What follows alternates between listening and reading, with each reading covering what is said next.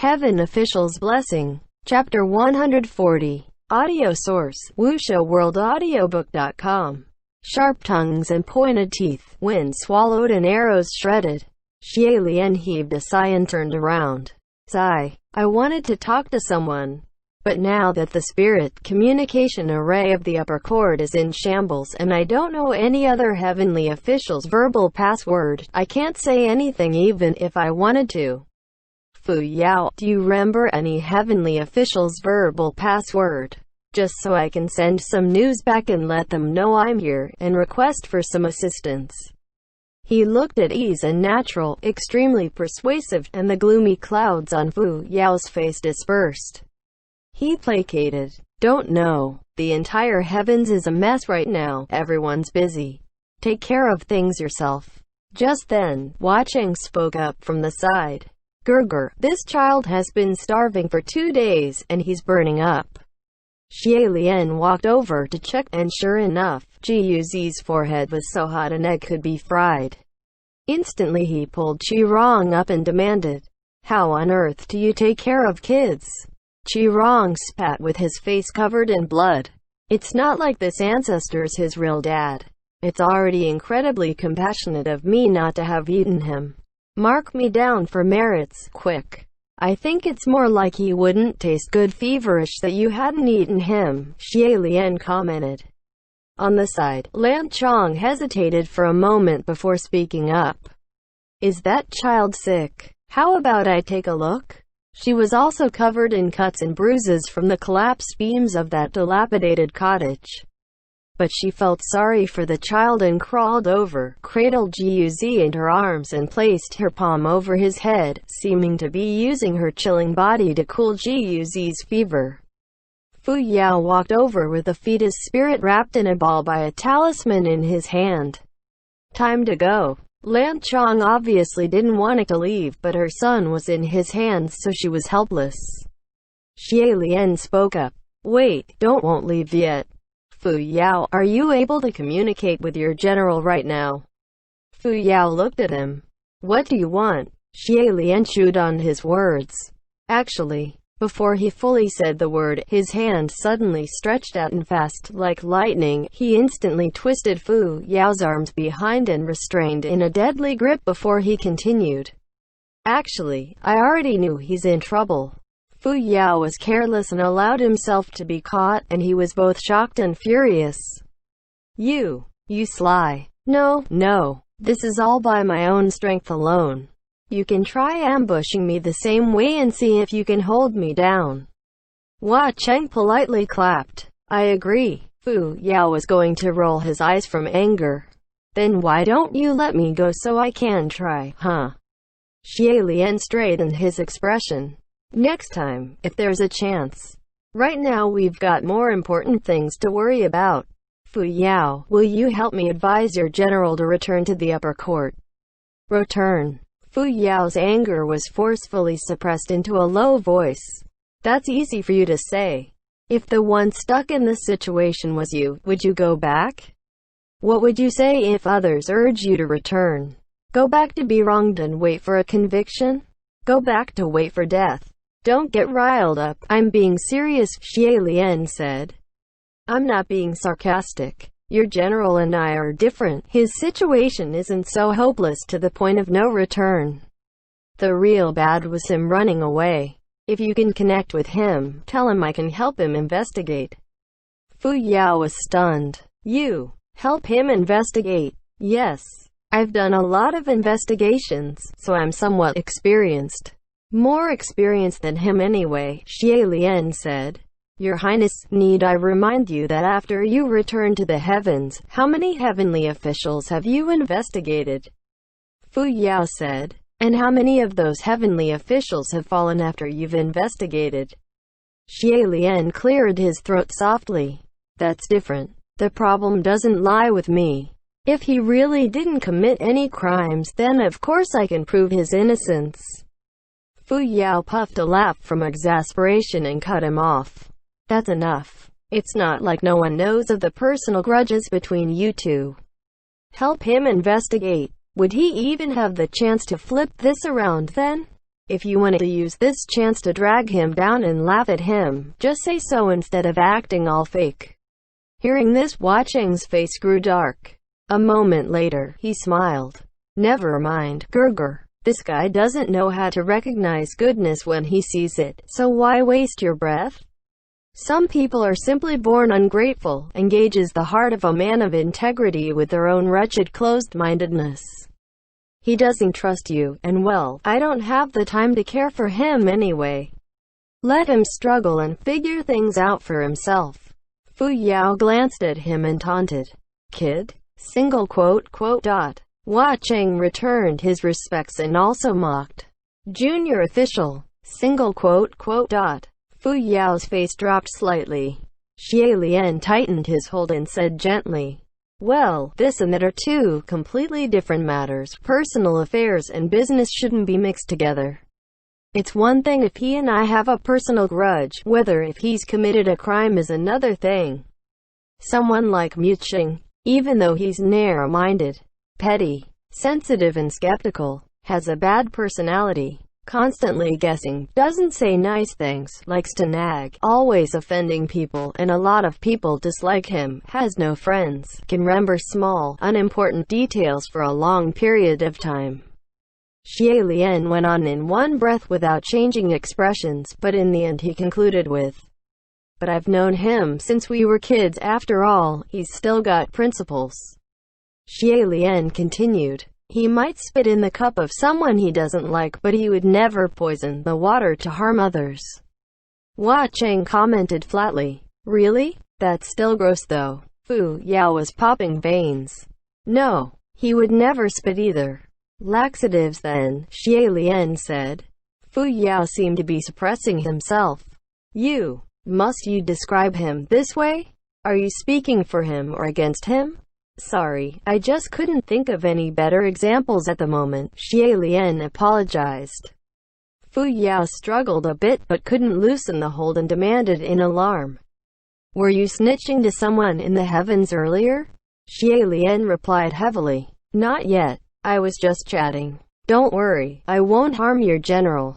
If he really doesn't want to go back, then why not join me and we can act together? That way, there's a witness for anything he'd do, otherwise he wouldn't be able to clear himself and things would get worse." Just then, there was suddenly a roar of crude laughter from behind them. Qi Rong was staring at Lan Chang's face and suddenly went mad. I wondered who this was. Isn't this my lady Jian Lan? Lan Chang was holding Jiu Zi in her arms at first, cooling his temperature, but hearing him, she shuddered and her eyes widened. "Who are you? How come you also?" Qi Rong snickered. "How do I know? Please. You almost had to call me little cousin. What, so everyone's turned into a ghost? Fucking around here and there and it's all familiar faces. This world really is small and lively." Xie Lian frowned. "Qi Rong, have you gone mad again? Who's Jian Lan? Hey, cousin Crown Prince, are you blind or are you playing stupid?" Qi Rong taunted. "Look closely at who this is. It's the #1 maiden of our Xi'an, the Lady Jian Lan. Her family's all politicians and merchants, indescribably grand and glorious. Her looks are so-so, but her name will be on the charts every time there's a Xi'an beauty appraisal. So proud her eyes are grown on top of her head. She saw and cared for no one. She almost entered the harem and elected as a concubine." "What?" Xie Lian's eyes flew to Lan Chang's face unconsciously. Back then, the king and the queen did indeed have the intention of electing a concubine for him and summoned a number of exquisitely selected girls to enter the palace for a banquet just to let him see if there was anyone who he might fancy. However, young Xie Lian had his whole heart focused on cultivation, and left the banquet after making only one round, never even bothering to remember the faces and names of those girls, so he could recall nothing. Lan Chang glanced at Fu Yao, but Fu Yao only humphed. "My general said nothing of this. This woman is also a remnant citizen of Xi'an, so she must have seen you before in the past." Xie Lian turned to Hua Cheng, and he didn't look surprised either, so it didn't seem like it was something he only just found out. Xie Lian turned to Lan Chong and mumbled, "Were you really?" However, Lan Chong hurriedly covered her ears and cried, "Don't say it. Don't say it out loud. Don't use that name to address me. I've long since changed names." Xie Lian was taken aback at first, but dropped his arm and sighed heavily. The daughter from a noble family of bygone years was now a prostitute in the ghost realm. She changed her name probably because she was afraid to bring shame to her dead family and wouldn't admit that the her now was herself. This woman was once his devotee, his citizen, so how could he not sigh? Just then, he suddenly felt warmth on his hand, and when he looked down, it was Hua Cheng who wasn't looking at him, but held his hand. Although he was currently in the form of a small child and his body temperature was cool, but when this small, cool hand held his, it was infinitely warm. Qi Rong, however, didn't have any sympathies at all, and clicked his tongue. Who would have thought the Lady Jian Lan, who was so out of reach in the past, would turn into such an old and ugly hag now? I never thought you looked that beautiful, and now, my eyes are certainly sharp. You really don't look that great. I might as well ask, who's the dad of this mutt you gave birth to? His words were extremely classless, and Jian Lan's face was growing pale. Qi Rong continued, "It can't be cousin Crown Prince. No, that cousin of mine probably can't even get it up. That's why he spends all this time pretending he's all chaste with no mind for women. What a faker. How can he have a son? Oh, how could I forget? After Xian Lefel wasn't my lady sold to that kind of place? It must be the seed of some yang and pleb." Xie Lian couldn't stand this anymore and was about to go make him shut up, but Jian Lan exploded faster than he did, and slapped Qi Rong soundly. "What's all that trash you're spewing?" Qi Rong's nose bled from that slap and he glared. "You're nothing more than a fierce or a severe, a nobody like you dare hit me who's almost a supreme?" Jian Lan spat on his face, then choking his neck, she slapped him twice again. "What shitty supreme? You sure know how to blow yourself up. Who do you think you are? Think you're even worth to be thought of as equals with the other three supremes? What are you even good at? Your thick skin? Of course I dare hit you." Her words stabbed Qi Rong where it hurt, and Qi Rong became frustrated too, yelling with his spit flying everywhere. "Foul slut, let go of your chicken claws. This ancestor thinks you're dirty." The two twisted into a fight. However, it was Jian Lan who was pounding Qi Rong single-sidedly. Qi Rong was bound by Wei and couldn't move a muscle, and he howled, "Xie Lian, how come you won't stop this fight this time? Where's your saintly heart?" Xie Lian had Fu Yao caught in one hand, and had his head lowered, talking to Hua Cheng, looking like he hadn't heard Qi Rong's shrieks. Jian Lan kicked at Qi Rong, her eyes going red, and spat angrily. "Even if this old mistress is wasted by plebs, I don't want a worm like you touch a single finger. A creature like you unwanted by everyone. Trash. Think you're good enough to call other people plebs? Who are you calling plebs?" Qi Rong was outraged. "Unwanted? Me? Trash? A hussy who's rotten to the bones like you have the right to say that to me? Who else but plebs would appreciate looks like yours? Wait, put down that boulder." As they fought, a wave of rumbling roared from the skies. They all looked up at the same time, and Fu Yao demanded, "Didn't you say you didn't snitch and was only chatting?" Hua Cheng frowned slightly, humping.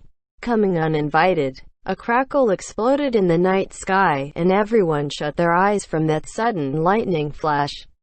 When they blinked open, not far away was a tall, black-clad heavenly official with a long bow carried on his back who was approaching them in long strides. "Your Highness." Xie Lian dropped his sleeve and surreptitiously pushed Hua Cheng behind him. "Feng Xin, why did you come?" Feng Xin quickly walked up. "You suddenly stopped responding, so I made inquiries and found your whereabouts through ripples in spiritual energy." Then he knitted his brows. What's going on here? What a mess. Did you run into something? Xie Lian was about to answer when Feng Xin noticed the Fu Yao seized in his hand and the Hua Cheng who was standing behind his person. It was a picture completely outside his imagination, and he seemed to not know what to be more surprised at. What? Finally, he pointed at Hua Cheng after all and asked, "What's with this child?" Xie Lian laughed dryly. "Cute, right?" Feng Xin glared, and watched Hua Cheng's whose expression didn't match Xie Lian's comment at all and asked doubtfully, "Cute? But why do I think you look a lot like..." Xie Lian replied easily, "Like my son, right? When did you have a son?" Feng Xin was shocked. Xie Lian smiled. "I haven't yet. I'm just saying that if I do have a son, he must be just as cute, right?" Hua Cheng held his hand and smiled. "Right. Feng Xin, Fu Yao, ha, eh? My lady Lanchong, don't run away," Xie Lian called. Feng Xin turned around and saw a woman's shadow jump away from Qi Rong's side, running away wildly, and without a moment of hesitation, he aimed his arrow and locked onto her legs. Yet unexpectedly, perhaps it sensed its mother was in danger.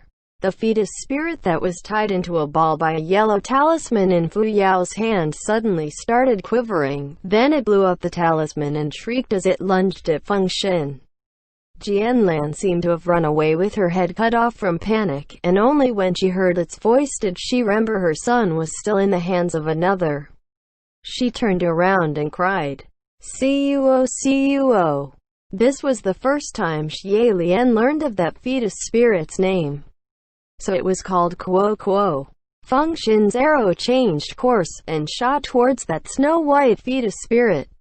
However, there was only a crunching sound, and the fetus spirit flipped a couple times in the air, hopped onto a nearby tree. It had bitten between its teeth that arrow, and everyone had the chance to see its appearance clearly. Rather than say it was a fetus, it was more like a deformed little monster. Its skin was blanched white like it was brushed with a layer of powder.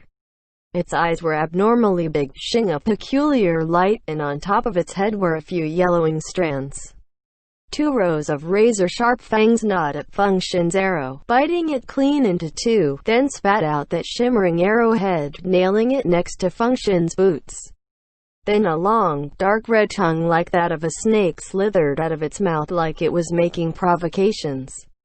Without another word, Feng Xin reached for another arrow and locked onto it. That fetus spirit was crawling up and down the tree like a lizard, exceedingly agile. No wonder Fu Yao couldn't catch it easily. Jianlan cried anxiously, "Don't fight him, run. Only blood parents could care for such disgusting monsters." Feng Xin locked on it, loosened the bowstring, and the arrow flew. The little leg of that fetus spirit was nailed through, and it shrieked, unable to crawl any longer. Jianlan dashed back, reaching out to pull that arrow out, but because her class was too low, when she touched the fletchings she was rebounded back and there was even sparks from the blow. She backed away a couple steps but kept going back to pluck relentlessly, erupting splashes of sparks. Feng Xin put away his bow and approached. "All right, time to go back. Don't add any more to our work pile." Jianlan, who was rebounded again, shuddered when she heard his voice and stopped moving, quickly turning away. However, Feng Xin pulled her back and asked again, "Jianlan?" Xie Lian could sense trouble and asked, puzzled, "What's going on?" Jianlan mumbled vaguely with her head down, "You've got the wrong person." "What are you talking about? How can I mistake you for anyone else?" Feng Xin exclaimed, "You look very different now, but I would still not." But words got stuck in his throat, because before when Jianlan was Lanchong and covered herself in heavy makeup, looking like a wench, he really didn't recognize her. It couldn't be helped. Feng Xin still looked exactly the same as he did once upon a time, but Jianlan's transformation truly was too great. Looks, makeup, manners, speech, class. Even if her blood parents were to stand before her, they might not recognize their precious daughter. Feng Xin was astonished. "It's you. It really is you. It has to be you." I thought you married, and was living well. How did you become this way?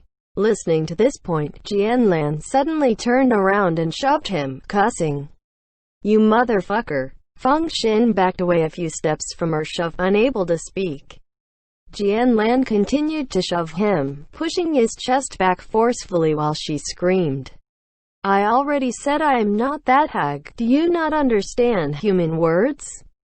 Are you dumb in the head?